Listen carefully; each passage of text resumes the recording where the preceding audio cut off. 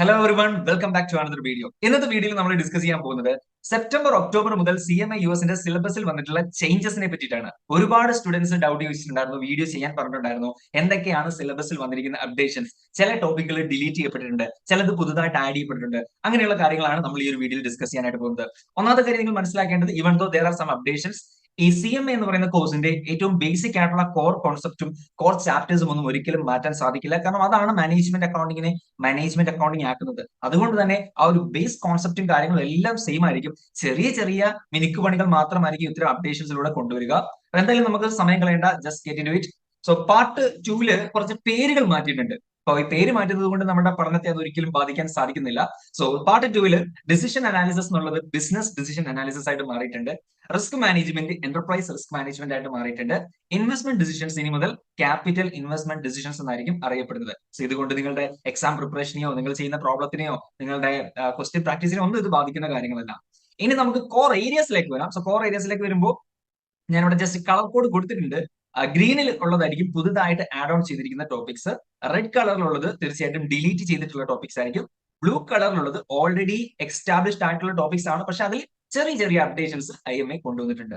So നമുക്ക് part 1 എടുക്കാം. Part 1ലേക്ക് വരികയാണെങ്കിൽ കൺസോളിഡേറ്റഡ് സ്റ്റേറ്റ്മെന്റ്സ് എന്ന് പറയുന്ന ഒരു ടോപ്പിക്ക് നമുക്ക് കുറച്ചുകൂടെ ഇമ്പോർട്ടൻസോട് കൂടി സെക്ഷൻ എയിൽ ആഡ് ഓൺ ചെയ്തിട്ടുണ്ട്. അപ്പൊ നമ്മൾ ആക്ച്വലി സെക്ഷൻ എ പഠിക്കുന്ന സമയത്ത് ഡിസ്കസ് ചെയ്യുന്ന ഒരു കാര്യമാണ് കൺസോളിഡേറ്റഡ് സ്റ്റേറ്റ്മെന്റ്സ്. മിക്ക ഫാക്കൽറ്റീസും അത് കവർ ചെയ്യാറുണ്ട്. അപ്പൊ എന്താണ് ഇവിടെ പുതുതായിട്ട് വന്നതെന്ന് വെച്ച് കഴിഞ്ഞാൽ കുറച്ചുകൂടെ പ്രാധാന്യം അതിന് കൊടുക്കുന്നുണ്ടായിരിക്കും. അതിൽ നിന്ന് കൂടുതൽ ക്വസ്റ്റ്യൻസ് വരാനുള്ള സാധ്യത ഉണ്ടായിരിക്കും കൺസോളിഡേറ്റഡ് സ്റ്റേറ്റ്മെന്റ്സ്.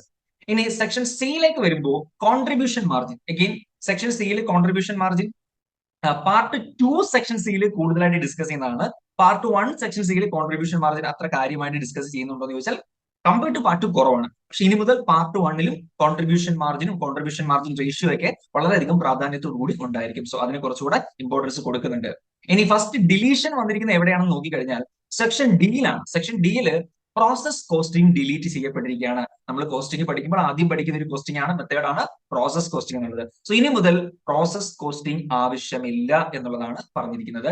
അതുപോലെ തന്നെ ചെറിയ changes, cost behaviour, types of cost, cost objects, അങ്ങനെയുള്ള കാര്യങ്ങളിൽ കുറച്ച് അഡീഷണൽ ഇൻഫർമേഷൻസ് ഇനി മുതൽ ഉണ്ടായിരിക്കും. സോ അത് കുറച്ചുകൂടെ ഒന്ന് അപ്ഡേറ്റ് ചെയ്തിട്ടുണ്ട്. വലിയ ചേഞ്ചസ് ഒന്നുമല്ല, ചിലപ്പോൾ വളരെ മൈന്യൂട്ട് ആയിട്ടുള്ള ചേഞ്ചസ് ആയിരിക്കും. ഞാൻ ഇതിന്റെ ടെക്സ്റ്റ് ബുക്ക് ഡീറ്റെയിൽഡ് ആയിട്ടുള്ള പുതിയ ടെക്സ്റ്റ് ബുക്ക് വെർഷൻ കണ്ടിട്ടില്ല. സോ ആസ് ഫാർ എസ് ഇപ്പോഴത്തെ ഒരു നോളജ് വെച്ചിട്ട് ഇതിൽ വലിയ അപ്ഡേഷൻസ് അല്ല, ചെറിയ മൈന്യൂട്ട് അപ്ഡേഷൻസ് തന്നെയാണ്. ഇനി ഈ പ്രോസസ് കോസ്റ്റിംഗ് ഡിലീറ്റ് ചെയ്യുന്നതിനോടൊപ്പം മറ്റു ചില പുതിയ കോസ്റ്റിംഗ് സിസ്റ്റം എന്ത് ചെയ്യുന്നുണ്ട്, ഇൻട്രൊഡ്യൂസ് ചെയ്യുന്നുണ്ട്. സോ ഒരെണ്ണം എടുത്ത് കളയുമ്പോൾ അതിന് ഇക്വലന്റ് ആയിട്ട് ഇപ്പോൾ നമുക്ക് ഇമ്പോർട്ടന്റ് ആയിട്ട് പഠിക്കേണ്ടതുമായിട്ടും കമ്പനീസ് പൊതുവെ യൂസ് ചെയ്യുന്നതുമായിട്ടുള്ള പുതിയ ചില കോസ്റ്റിംഗ് സിസ്റ്റംസ് നിങ്ങളുടെ സിലബസിൽ സെപ്റ്റംബർ ഒക്ടോബർ മുതൽ ആഡ് ഓൺ ചെയ്യുന്നതായിരിക്കും.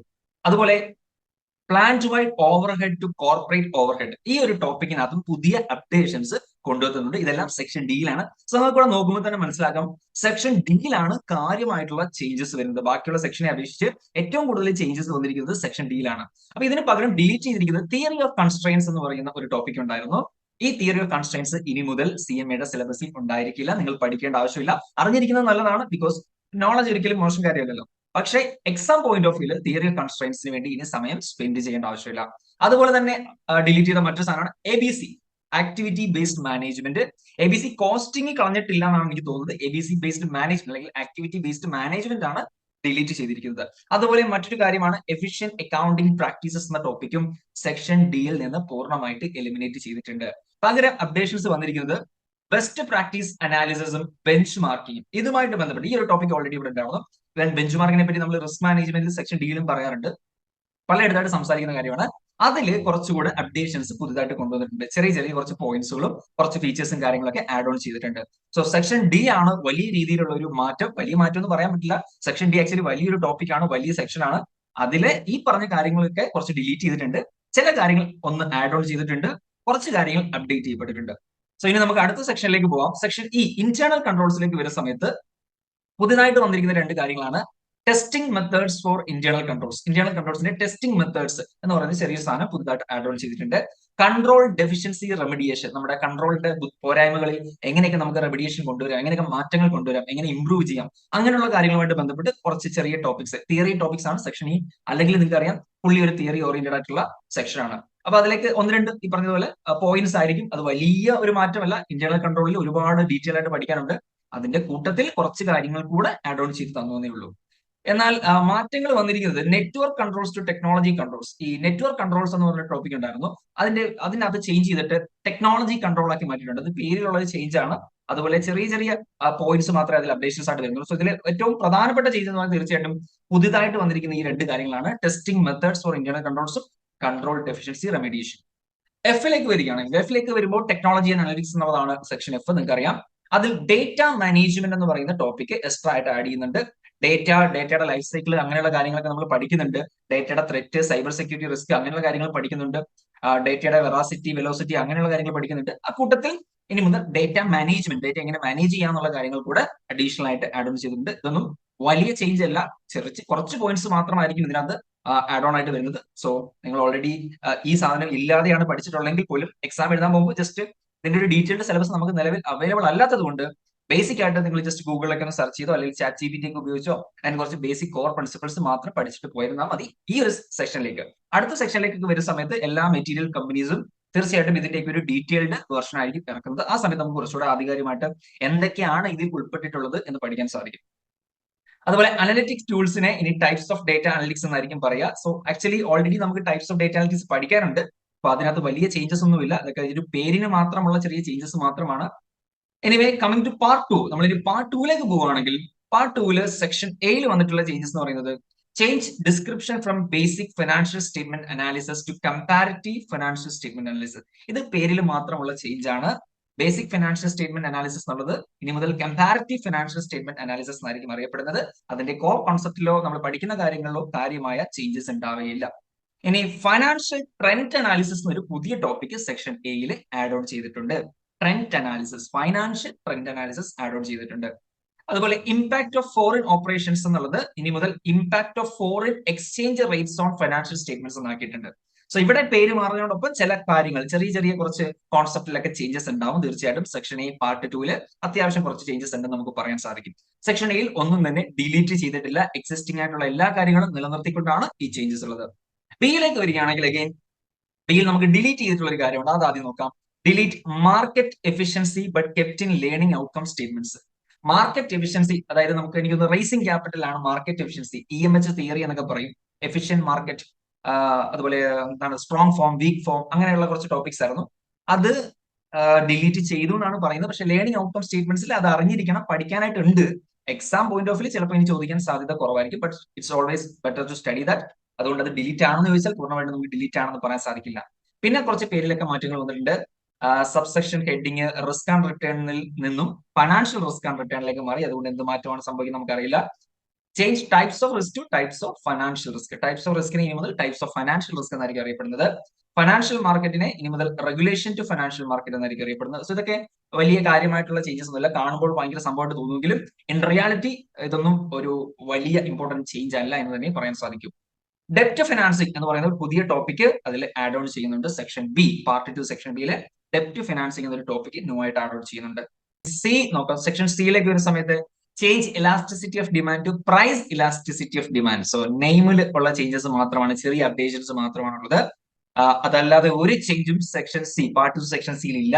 ഇയിലേക്ക് വരുമ്പോൾ പുതിയതായിട്ട് രണ്ട് കാര്യങ്ങൾ ആഡ് ഓൺ ചെയ്യുന്നുണ്ട്. ഡിസ്കൗണ്ട് റേറ്റ്സ്, അതുപോലെ sensitivity analysis. Sensitivity analysis actually നമ്മൾ മറ്റ് ചില ടോപ്പിക്സിലൊക്കെ ഡിസ്കസ് ചെയ്യുന്ന ഒരു കാര്യമാണ്. അത് സെക്ഷൻ ഇയിൽ കൂടെ കുറച്ചുകൂടി ഡീറ്റെയിൽഡ് ആയിട്ട് പുതുതായിട്ട് ആഡ് ഓൺ ചെയ്തിട്ടുണ്ട് എന്നുള്ളതാണ്. സെക്ഷൻ ഇയിൽ ഒന്നും തന്നെ ഡിലീറ്റ് ചെയ്തിട്ടില്ല. ഇനി എഫിൽ ആണ് വളരെ പ്രധാനപ്പെട്ട കുറച്ച് ചേഞ്ചസ് വന്നിരിക്കുന്നത്. മോറൽ ഫിലോസഫീസ് ഡിലീറ്റ് ചെയ്തിട്ടുണ്ട്. മോറൽ ഫിലോസഫീസ് എന്ന് പറയുമ്പോൾ നിങ്ങൾക്ക് പഠിച്ചിട്ടുള്ളവർക്കാണെങ്കിൽ അറിയാമായിരിക്കും.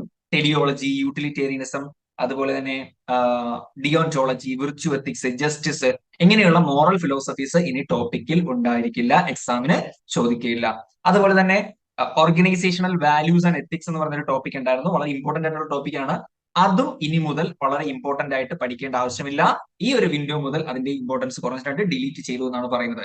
പകരം രണ്ട് കാര്യങ്ങൾ ആഡ് ചെയ്തിട്ട് ടൈപ്സ് ഓഫ് ബിസിനസ് ഫ്രോഡും അതുപോലെ തന്നെ ഡേറ്റ എത്തിക്സും.